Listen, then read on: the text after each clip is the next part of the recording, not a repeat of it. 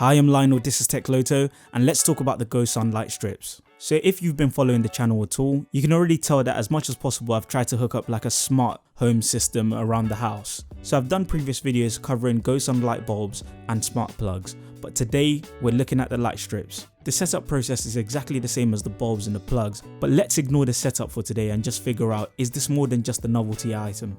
So what I'm going to do is cover some of the most common places where people use light strips. First, let's look at connecting it behind a TV. So the reason why this is good is because it gives you some additional lighting without completely illuminating the room, and that backlight also makes it easier on your eyes to watch the TV for longer periods of time.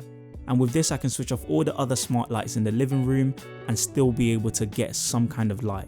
So the other option is putting it in those dark spots around the house where you want there to be some sort of light, but you don't want a light bulb to completely blind you. What I did in my hallway a few months ago is I got some sensor lights and I stopped using the light bulb, but I found that after a while it just wasn't bright enough. The light strips deals with that, so I just put it at the bottom and it kind of gives the effect of a landing strip at an airport. But honestly, it's actually bright enough for you to walk through the house and do everything that you need to do in your hallways or those dark areas without completely blinding you in the middle of the night. And the other option, and probably the most common, is to put this around your computer desk. Now this seems like the smartest way, especially if you're working at night, but I do find that when it's the only light in the room, it can be that kind of thing where it's a strain on your eyes.